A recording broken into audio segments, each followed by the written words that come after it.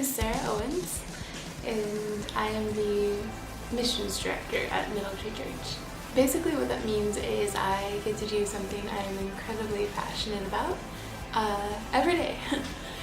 So right now there are two ways that Middle Tree is supporting missions. The first of those is financially. We have a budget of 16%, over 16%, that's designated for missions. So that means that 16% of what we are using is going directly out into ministries, going directly to our community, to long-term missionaries, to church plants around America. It's actually an insanely large number for such a small new church, and so that's something to definitely be proud of and something that we actually hope to continue to grow in actually. The other way that we have been supporting missions is through actual action.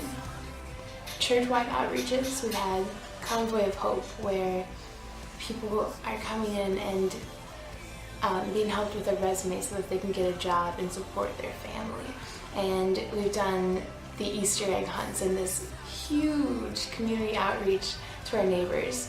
There's been Adopt a Block and Day of Service where we're actually on the street scrubbing whatever needs to be scrubbed and picking up a lot of trash, as well as praying for our neighbors and encouraging them and just meeting the needs as we see them and as they come.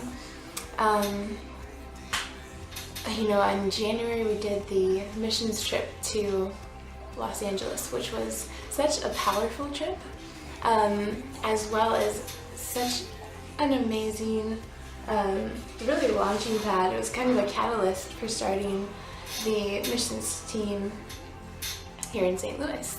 And from that, we now have this small group of people who are doing outreaches about twice a month, and we have done anything from homeless outreach to working with low-income senior citizens and food pantry and just whatever pretty much needs to be done. We'll just look for these opportunities and figure out where we fit in this and how we can bridge this divide.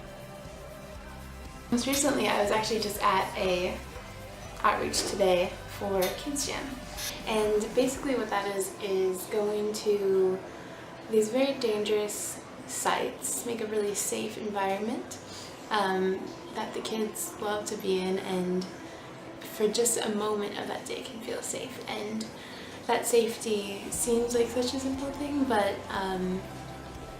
just 2 weeks ago there was a boy who was actually from the program who was shot and killed in the park across the street. And you hear that this little boy has been killed, you realize not everyone gets the luxury of growing up and getting old enough to be invited to church. Not everyone gets the luxury of having someone come to them and say, hey, Jesus is for you.